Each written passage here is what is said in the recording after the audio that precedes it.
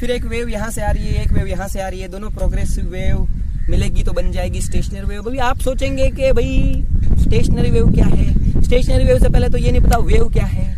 इस पत्थर को देखो, इस पत्थर को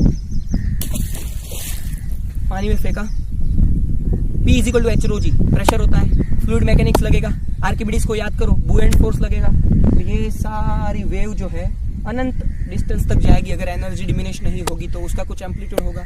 तो एक होता है प्रोग्रेसिव वेव, एक होता है transverse progressive wave, longitudinal progressive wave. ये सारी बातें इलेक्ट्रोमैग्नेटिक इंडक्शन। ये पानी है, मैं जनरेटर में पानी ऊपर नमस्कार। अभी सब लोग कहते हैं कि भाई फिजिक्स है वो नेचर है, nature is physics, physics is nature. तो आ गए नेचर में, और तो क्या। भी आप सोचेंगे मैं नेचर में तो आ गया, यहाँ पर आपके सामने तो हूँ, लेकिन यहाँ पर फिजिक्स किधर है। ये फिजिक्स मेरे जेब में भी है, सब जगह है। आप बोलेंगे मेरे जेब में कैसे। ये मेरे जेब में एक पत्थर है, ये पत्थर का कुछ मास है, उसका यूनिट है किलोग्राम, उसका डायमेंशन है m1 L0 T0। हो गया फिजिक्स।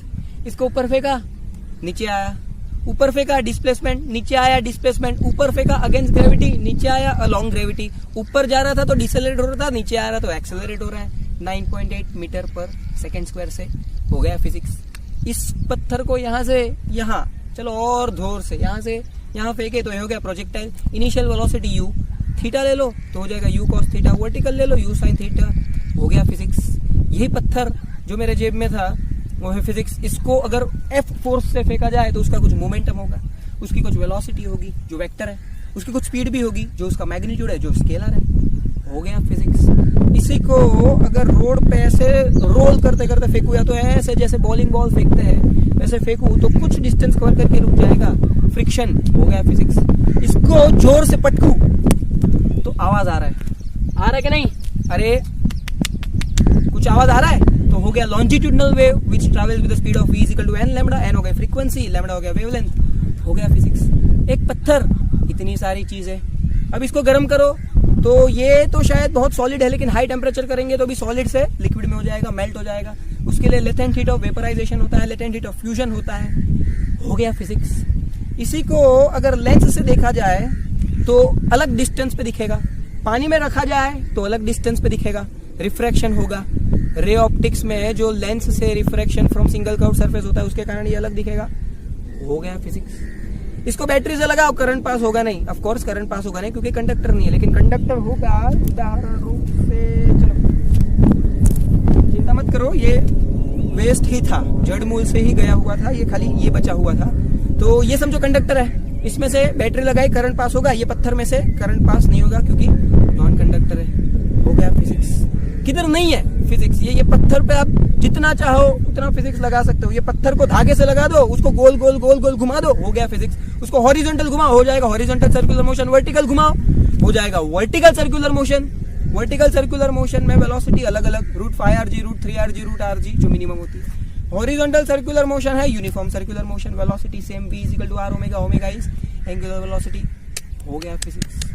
इसको सेंटर में ड्रिल करके या तो खिल्ली लगा के ऐसे रोटेट करो तो इसकी मूवमेंट ऑफ इनर्शिया होगी mL²/12। अगर इसको रॉड कंसिडर किया तो हो गया फिजिक्स। इसको इधर स्प्रिंग लगा के ऊपर नीचे ऊपर नीचे ऊपर नीचे ऊपर नीचे लगाओ, हो गया फिजिक्स। ऑसिलेट करेगा कि नहीं करेगा। अब आप सोचेंगे भाई कब से ये क्या लेके खड़ा हूं, ये बल्ब है, बल्ब। हाँ ऑफ कोर्स के ग्लास का है, ब्रिटल मटेरियल है, कोई डक्टाइल मटेरियल होता है, कोई ब्रिटल मटेरियल होता है। डक्टाइल मटेरियल की जो स्ट्रेंथ है ब्रिटल मटेरियल से ज्यादा होती है, ब्रिटल जल्दी टूट जाता है। जैसे ये टूट गया, ये घर पे ट्राई मत करना क्योंकि सालों के फिजिक्स के अनुभव के बाद पता चलता है कि कितना फोर्स लगाएंगे, कितना एंगल पे लगाएंगे, कितना फोर्स हॉरिजॉन्टली रिजर्व होगा तो ये बल्ब जाकर टूटेगा। फिर एक वेव यहाँ से आ रही है, एक वेव यहाँ से आ रही है, दोनों प्रोग्रेसिव वेव मिलेगी तो बन जाएगी स्टेशनरी वेव। अभी आप सोचेंगे कि भाई स्टेशनरी वेव क्या है। स्टेशनरी वेव से पहले तो ये नहीं पता वेव क्या है। इस पत्थर को देखो, इस पत्थर को पानी में फेंका, P = H ρg प्रेशर होता है, फ्लूइड मैकेनिक्स लगेगा, आर्किमिडीज को याद करो, बुएंट फोर्स लगेगा। तो ये सारी वेव जो है अनंत डिस्टेंस तक जाएगी। अगर एनर्जी डिमिनिश नहीं होगी तो उसका कुछ एम्पलीट्यूड होगा। तो एक होता है प्रोग्रेसिव वेव, एक होता है transverse progressive wave, longitudinal progressive wave. ये सारी बातें, इलेक्ट्रोमैग्नेटिक इंडक्शन, ये पानी है। मैं जनरेटर में पानी ऊपर से डालूं तो टरबाइन घूमेगा, इलेक्ट्रिसिटी जनरेट हो जाएगी, इधर से हीट होगी, उष्णता होगी। ऊपर देखो सूर्य देवता है, उष्णता तो आ ही रही है, वो जो हीट होगी वो होगी I2RT V2T/R VIT। Electrons and photons में आइंस्टाइन ने नोबेल प्राइज विनर थियरी दी कि कोई भी एक मेटल है, देखो ये सन रेज है, अगर अल्ट्रावायलेट रेज अगर आ रही है, मेरे पास कोई मेटल प्लेट है, चलो ये चाबी है मेरे पास, इस चाबी को साइकिल के लॉक में एंटी क्लॉकवाइज घुमाया, लॉक खुल जाता है, क्लॉकवाइज घुमाया, लॉक बंद हो जाता है, हो गया फिजिक्स। तो समझो ये जो साइकिल का जो चाबी है, वैसा ही अगर कोई मेटल का बड़ा सा प्लेट है और उस मेटल प्लेट में सनलाइट आती है, अल्ट्रावायलेट आती है, थ्रेशोल्ड फ्रीक्वेंसी से ज्यादा फ्रीक्वेंसी हुई E=H न्यू एनर्जी होती है, करंट मिलेगा, हो गया फिजिक्स। किधर नहीं है physics?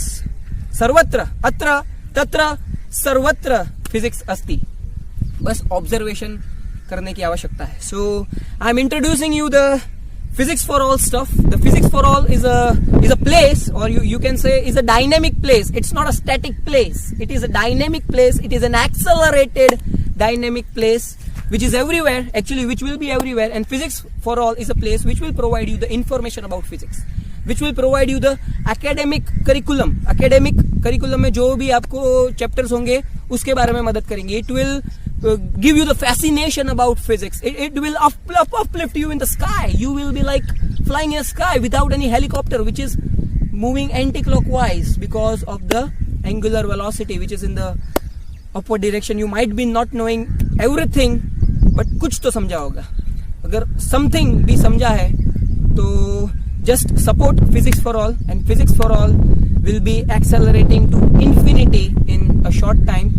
For now, we will having all the chapters of HSC board, then we'll have the entrance exam, and then we'll have all the practicals related to physics. In 1930, Chandrasekhar Venkat Raman won the Nobel Prize in physics for the scattering of the Raman effect, scattering effect. And then we are in the 2020, we will be in the 2020, we are in 2019. सो 90 साल हो गए, कोई Nobel नहीं। ऐसा नहीं कि Nobel ही सर्वोच्च है हमारे लिए। भारत में भी असंख्य फिजिसिस्ट है जो महान कार्य कर रहे हैं, but we should work for it, we should crave for it, why not the India.